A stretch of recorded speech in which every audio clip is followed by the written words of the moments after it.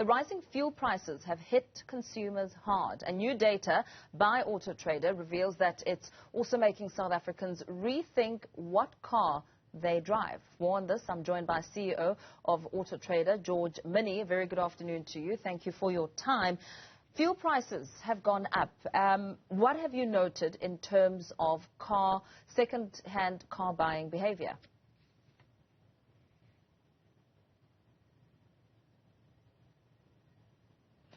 Hi, George. Can I ask you to just unmute?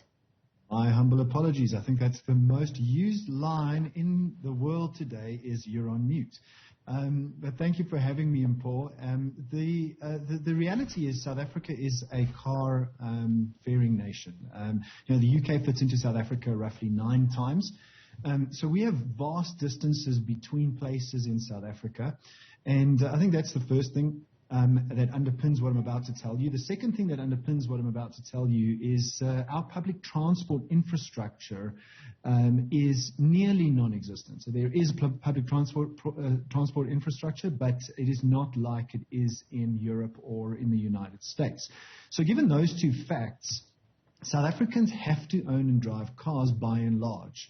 And as a result of that, we are seeing a more and more buoyant second-hand South African car market, given the other underpinning factor, and that is that new car sales are under pressure because of a whole lot of other reasons, including the silicon chip shortage. So search behavior by and large is actually increased, not decreased, and increasing. Where we're seeing the changes is in what people search for from a fuel type point of view. And what are the other specs that determine the end user's purchase? Well, I mean, if we're talking about the fuel price, you get diesel-powered cars, petrol-powered cars, hybrid, which is a mixture between petrol and electric, and then battery electric vehicles. Over the last quarter, or should I say since January, not over the last quarter, we've seen an almost 30% increase in searches where people use the fuel type filter, which is indicative to us that consumers are more concerned about fuel now than ever before. So 30% increase. And that 30% increase has come largely in searches for hybrid and electric vehicles. As a matter of fact, searches for diesel and petrol vehicles have declined in their growth year on year. And so what has it meant for SUV searches and the more exotic end of cars? They're actually selling more than we'd like to believe, Mpho. As a matter of fact, the average price of a vehicle listed on AutoTrader and sold through AutoTrader historically was in the mid-300,000s. It's just gone over 400,000 to about 423,000 Rand, the average vehicle on AutoTrader. So vehicle prices are going up.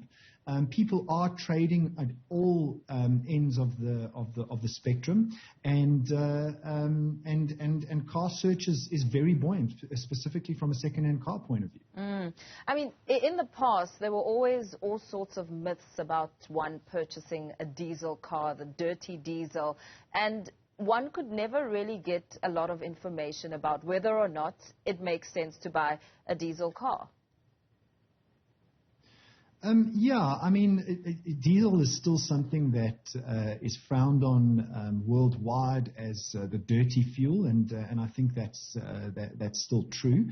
We do get things like catalytic converters and things that filter out a lot of the harmful gases. Plus, there's less sulfur in the diesel today. But it doesn't make it the best thing to use. The reason why there are more searches for diesel cars, I mean, searches for diesel vehicles have grown by 21% in the last year, March to May, versus 2021 March to May, versus petrol having only grown in terms of searches by 8%. So people are still more interested in diesel. But that being said, it isn't the cleanest fuel. But on the flip side, it is the more efficient fuel. It does make your car go further. Diesel engines are, to a large degree, more hardy. Trucks have diesel engines in them. So people are more interested in diesel engines than they are petrol engines. I mean, besides the growing trend of being fuel conscious and really making sure that when you purchase a vehicle, it's one that will serve you for the long trips and not inconvenience you in terms of your purse strings. But what about some advice perhaps for people who may be a bit skeptical of stepping into a pre-owned car because, I mean, you don't want to inherit someone else's mechanical problems and faults? What should the consumer be looking out for?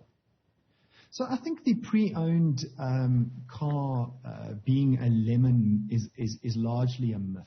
The reality is that the second-hand car buying and selling market in most countries, South Africa is no different, is 2 to 3 times bigger than the new car market. And we know that new car is under pressure. We can't get our hands on them, silicon chip shortages, the problems that are happening over in Europe.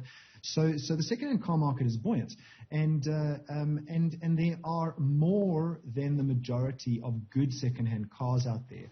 And the way to avoid the lemons, which are not the majority, is to really, besides having a look at the car itself. So when you get to the car, make sure it's mechanically sound, have a look around, take somebody that you trust with you, is to look at the seller.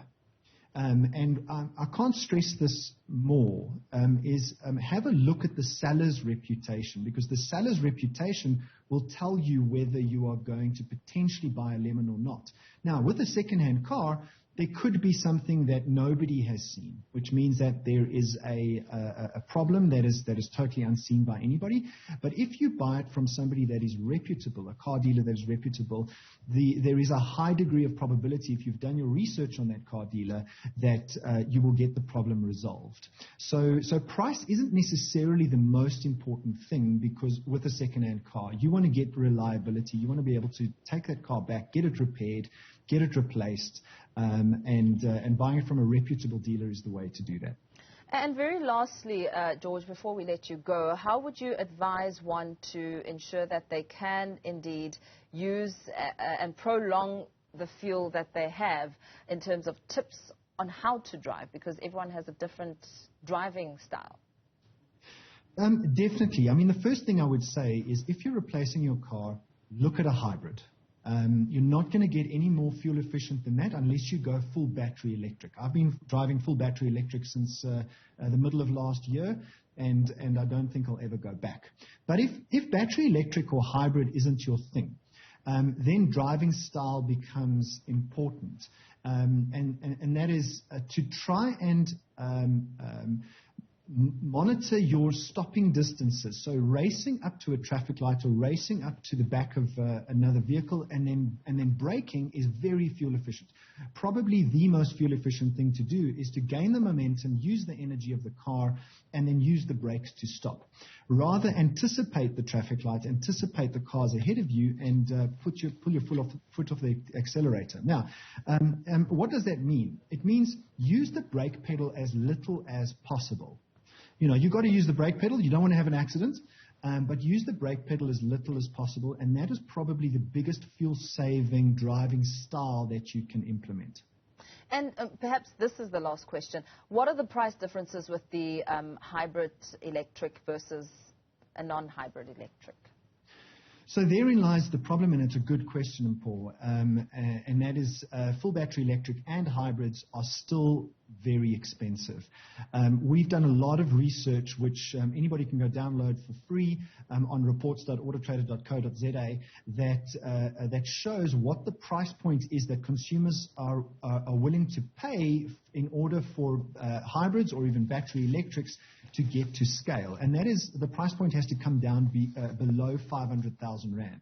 Now, a lot of the BMW i3s have now fallen below 500,000 Rand. Some of the Mienie SE full electrics have fallen below 500,000 Rand as second-hand cars. But all of the battery electric new cars in the market today are above 500,000 Rand. So the price point is definitely a problem, and there is a green paper in circulating at the moment, which shows what government is going to potentially do to bring down the levies and the taxes on the imports of these cars, because we have to go there. But in the long run, people want cars under 500,000 rand. As I said to you earlier on, average price of a car on AutoTrader, 423,000 rand. That should tell us something. So price is definitely a problem with these vehicles, even although they're more fuel efficient. The long-term cost of ownership, however, is lower than a petrol or a diesel car. Yeah. Thank you so much. Thanks for joining us on this conversation. CEO of AutoTrader, George Mienie, giving some tips there on the type of cars and how to better use your fuel.